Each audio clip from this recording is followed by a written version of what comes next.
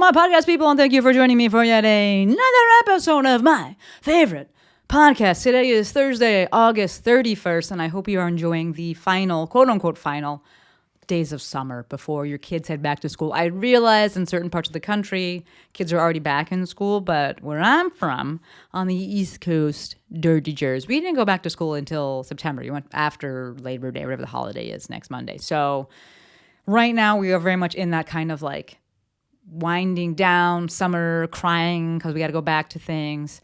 Maybe you're happy because you're like, thank God, kids are going back to school. I don't really know.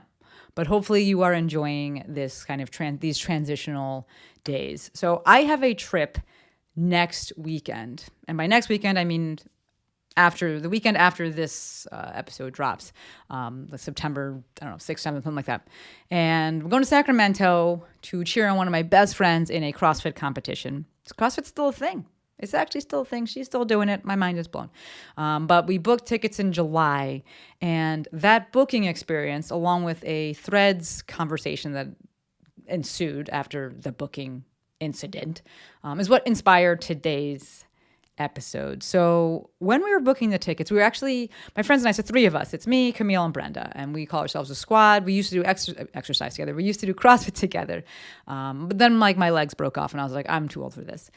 So we still hang out. We're not doing CrossFit, but we go out to dinner, once a month or so. They all live in the South Bay, so it's not like we're like from all over the country or anything like that. I met them here. They all live in Redondo. I think Brendan lives in Torrance, but either way, we're all in the South Bay, and we go out to dinner. And so we were out to dinner, and Camille was like, "So, are you guys coming to the competition?" Because she had told us about this months and months ago, and I was waiting to hear if she was still doing it.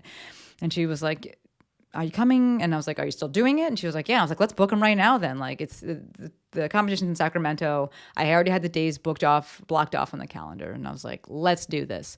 So I'm looking on American. That's my preferred partner because I've flown with them just a bunch because of all the travel I did for work. But there's no direct flights, right? It's direct or nothing for me, especially for this short little flight. What kind of connection? I might as well just drive there. So we look on Delta, and I'm looking on Delta first. I'm looking on the app, right? And we're getting into this, but like always buy directly from the provider. So on the Delta app, and the beautiful thing is, even though I don't have status with Delta, I have status with American, which I have now paid for. You can pay for that with any airline, right? You can always pay for priority boarding. You can always pay to be able to pick your seat. I obviously chose that. I chose to have a direct flight. I chose to be able to pick my seat, and I want priority boarding. It ended up being like $100 more. So I think the total flight was like $300 round trip, something like that. My friends did not pay. And I was like, what? My mind was blown. I was like, why would you not do that? It's not like it was $5,000 more. It was $100 more. And I was like, what? So I wrote a thread about this, I think that night or the next day, and about how it speaks to the actions that were taken. The fact that I bought those things and they chose not to speaks to what people value, right? I value priority boarding because I want the overhead space. I never check a bag. Checking a bag is amateur hour. I don't need to. I went to I almost said Alaska. I did not go there. I went to Australia, and the reason I checked a bag was because I had to bring tape with me as well to give out at that course. Otherwise, I wouldn't have checked a bag, and I was there for 3 weeks. Like, wash your clothes, it's fine. You can just take a carry-on. So I want priority boarding so that I know that I have the overhead space. I want to be able to pick my seat because I want to sit in the front of the plane. It's easy to get off the plane, and I will never sit in a middle seat immediately. No, I am actually a window seat. Would love to hear from you. You're a window seat person? You're an aisle seat person? I'm not like, I got to go to the bathroom. Like, once I'm on the plane, that's it. I'm done. I'm staying in that seat until we got to get off. And I will always get a direct flight. I mean, sometimes it's not possible, but I will do everything in my power to get a direct flight, right? My friends, however, wanted to save their money. And I think more than wanting to save their money, they just didn't see the value in paying more money, right? Because it's only $100. And I get it. It's subjective how much these things are and such. But or how much $100 is and what that means. But in reality, to me, it's just that they didn't value being able to pick their seats. Though Camille did say if middle seats were an option, she would have paid to not have a middle seat. Because it's only two, it's a small plane. There's only two on each side, so there's no middle seats. So Camille, she's like, I would have paid that in that case. So it was just very reminiscent. Y'all know I just had Thanksgiving in July with my family. And my youngest brother, he's 20, he's in the Marines. He flew home, surprised us, but he had like a terrible flight experience. And I was like, because you didn't pay more money. And I get it. Like, he's 20.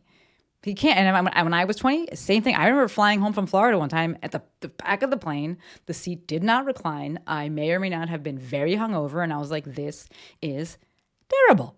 So I understand that. Right?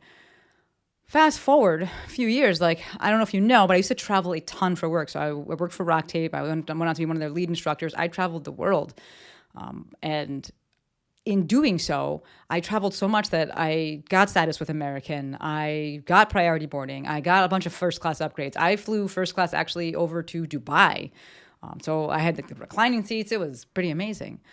Within that, I got TSA PreCheck. I got global entry.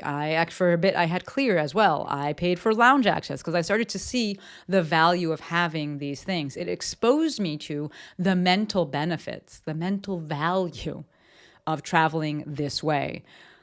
If you never had access to those things, you never were put in that situation, or you never tried traveling in that way, then you might think that it's purely about status, or it's purely about keeping up with the Joneses. And so you're like, I don't need to be in the lounge. I don't need to have priority. And you feel some kind of way about it. I learned, being privy to these things, that it's not just about creating a better travel experience. It's definitely not about keeping up with the Joneses. It's about creating a better experience all around. I know whenever I go to the airport, it's a clusterfuck. And I just look around and I'm like, this feels so bad. Like, it's very easy for me. I go there. I live close to the airport. Very strategically live close to the airport. I have lounge access. I have pre-check, so I can go right through. But I watch people, and it's frantic. And it's because most people are not frequent flyers. They don't know what to expect. They don't know what they're doing. They probably have not paid to have a better experience. Right? Most people at the airport are like my friends, and they value the money, or they haven't been exposed to the value of paying for certain things, and paying, in this case, for certainty and convenience. So the point that was brought up on Threads, and it was a really fun conversation. The point that was brought up on Threads was that people might value the destination, let's say it again. People might value the destination experience more than the travel experience. And so that's why they're like, well, it doesn't matter. Like, I just want to get to that place. And I thought about it and I was like, yes, I can see that. But the reality is the travel experience can greatly, and typically does greatly affect or contribute to the destination experience. You pay for a cheap flight. Do you even get there? Does the flight get canceled because it's a cheap flight and the airline doesn't give a fuck? Always also book directly through the site. I said that a bit earlier. Do you have to check a bag suddenly and then it gets lost because you didn't pay for priority boarding? There's no more overhead space. You have to check it. It gets lost. Now, how's your experience going? Do you have to sit in the middle seat and it's a long flight? Now it's terrible. Right? Do you not know where your shit is because you didn't pay for these things and you left a lot up to chance because you didn't know the value of paying for it. You just knew the pain of paying for it. Right? The only reason I say this, and largely kind of the only reason I'm having this episode, is that I see people stressing out. Like, if people are like, whatever, I don't fucking care. But like, my brother was like stressed out after it. And he's like telling the story. And part of it, he's telling the story just for like, the comedic relief there. But I'm like, this doesn't have to be the case, right? Maybe people like feeling that stress. I know some people like living in chaos, but my whole shtick is helping people live their best life. And I am throwing out this episode for anyone who wants to catch it. Or if you're like, I like my stress, I don't give a fuck, then let this whole episode fall right to the floor. That's totally fine. So what is the point of this episode besides trying to help people live their best life who want to receive this? There is a business lesson in it. If you want to go and read that thread, we'll link that. But the long and the short there is, don't look to market to every single kind of person. You got to market to the person who values the things that you do and values the service. Because you see, just in what was being purchased there, like, I'm a different consumer than Brenda and Camille. So we're not looking to market to everyone.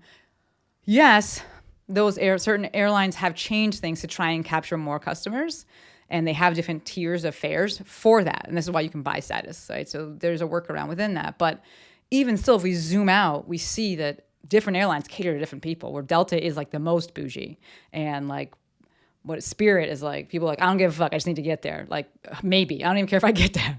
All right. So there's different people there. But the business lesson, that is one business lesson. And you're more than welcome to take away whatever business lessons you want. But we'll link that thread.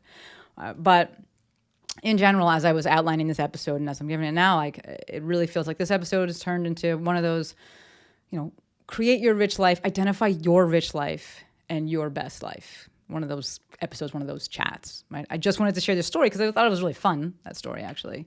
But as a discussion about seeing the value of money, not just in terms of currency and what you're losing by spending it, but in terms of what you can gain by using it. And in this case, it's the ability to control the controllables, to impart some certainty, and you can still do that while supporting your values and the things that you value. So just some food for thought there.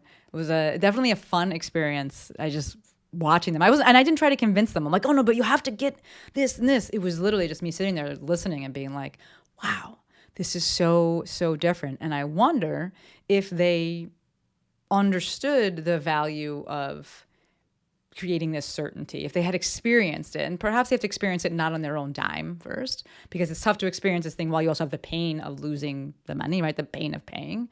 But if they could experience this and then see like, oh, this is certainty here, and I've removed a pain point, I've removed a potential pain point, which I get it. This is why prevention doesn't really sell, folks. I get it, right? I think you'd have to really hit someone immediately after a flight got canceled or something, and then they're like, yeah, I'm never doing this again, although people tend to forget. But that pain tends to be so significant that people will change. But I wasn't trying to convince them of anything. I was just like sitting back and, my mouth's on the floor, my jaw's on the floor. And I'm like, wow, we value different things because we've been exposed to different things. And also we just inherently, I think, value different things. But it was really interesting to see because it was $100. It wasn't $1,000. It wasn't $10,000. It was $100. And the pain of paying outweighed the potential benefit of certainty around this trip and the mental happiness, I don't know, the mental unloading of paying for, knowing what seat you're going to have, actually having the seat locked in, having that access to priority boarding so you can put your luggage in the overhead. So just fun, something to think about, and something that I wanted to share with all of you. I got no reviews for you today. There may be more by the time this episode comes out because I am batching all of the episodes on the same day. So that's why there's none right now. But I would love to hear from you if the spirit moves you. Y'all know I stay asking for them because I love reading them. I wouldn't ask if I didn't like them. It's a unidirectional platform, and it's great to hear from you. So if you've already submitted one, thank you. If you're thinking about doing it, thank you in advance. One announcement, and then I'll leave y'all alone. Doors open next Monday. I can't believe it's already here. Next Monday, September 4th, for registration for round 14 of my Instagram Intensive. The Instagram Intensive is my 6-week online group coaching program that teaches health and fitness pros exactly how to use Instagram for online business. So if that's something that sounds interesting to you, or maybe it's been on your radar for a bit, now is the time. Get ready, mark the calendar, circle it, September 4th. That's next Monday. I know it's a holiday, so if you want to wait till Tuesday, that's fine as well. But doors will close on Friday the 8th. We will link that in the show notes, and we'll link that. We won't actually. Next week, we'll link it in the show notes. Just keep an eye out for that. And then if you have any questions, slide on into the old DMs, and I'd love to chat with you about it. I'd love to have you in the intensive. All right? All right. That's all I got for you today. Until next time, friends, Maestro out.